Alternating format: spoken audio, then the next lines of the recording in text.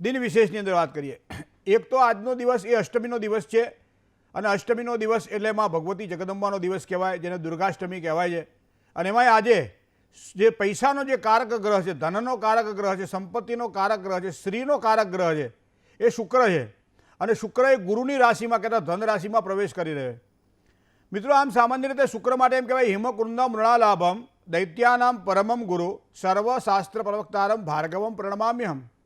પુરાણની અંદર આ શુક્રને દૈત્યાચાર્ય કહ્યા છે અને જેની પાસે સંજીવની હતી અને એના કારણે અસુરોને સજીવન કરી શકતા હતા. દેવો અને દાનવોના યુદ્ધ વખતે આ સંજીવનીનો ઉપયોગ થતો હતો. બલિરાજાના યજ્ઞની અંદર આ વાત આપણે જોવા મળે.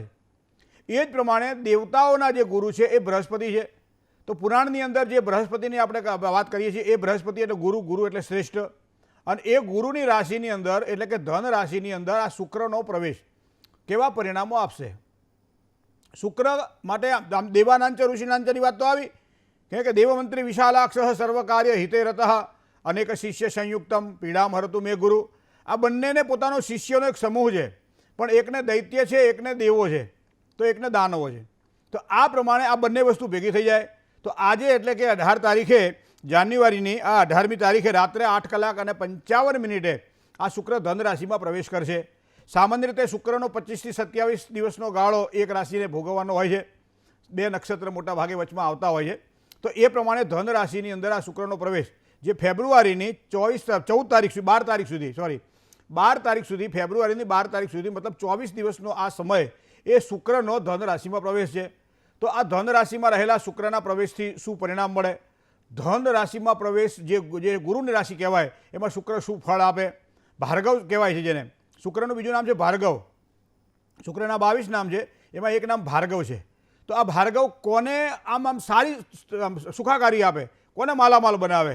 અને દૈત્ય ગુરુ છે તો ક્યારેક ક્યારેક નુકસાન પણ કરાવે. તો કોને નુકસાન કરાવે?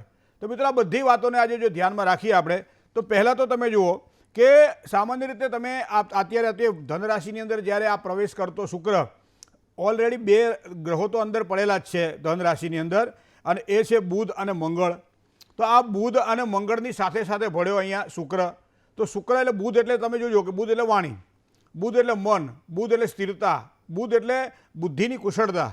અને બુદ્ધિની કુશળતા જ્યારે હોય અને માણસ પાસે પૈસો હોય ત્યારે માણસ હંમેશા સારા કામ કરી શકે છે.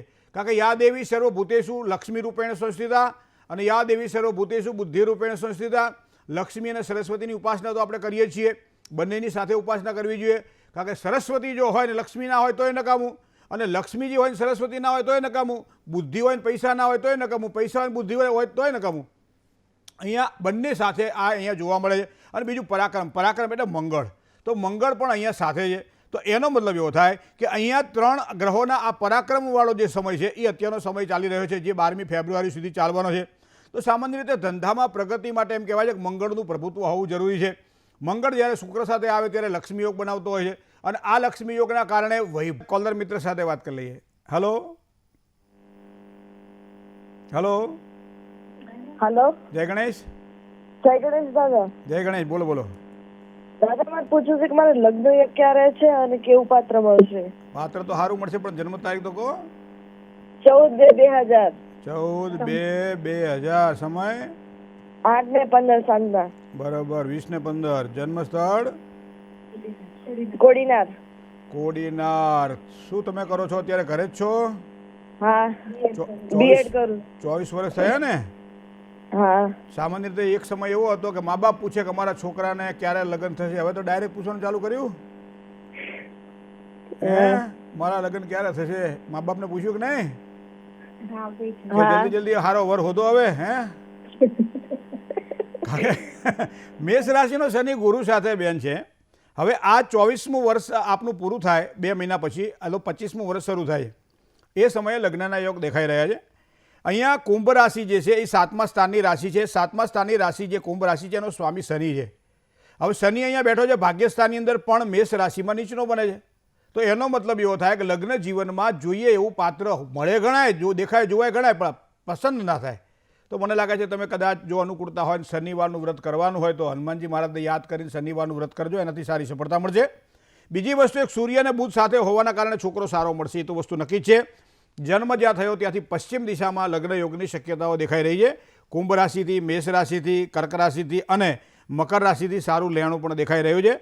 મંગળ મીન રાશિનો હોવાના કારણે, ગુરુની રાશિમાં હોવાના કારણે સાદો મંગળ ગણાય, મંગળ દોષકારક નથી, તો એ બાબતે ચિંતા કરવાની જરૂર નથી. પણ મેષ રાશિમાં રહેલો ગુરુ તમને કદાચ એવું લાગે કે લગ્ન યોગમાં હજી વિલંબ થઈ રહ્યો છે, તો યોગ્ય રીતે બૃહસ્પતિ શાંતિ કરાવડાવી લેજો. એ શાંતિ કરાવવાથી સારી ફળની પ્રાપ્તિ થશે. જય ગણેશ. કોલર મિત્ર સાથે વાત કરીએ. Hello hello. હા, મારી દીકરી વિશે પૂછવું છે. જન્મ તારીખ? હા, 27/11/2001. 27/11/2001. સમય?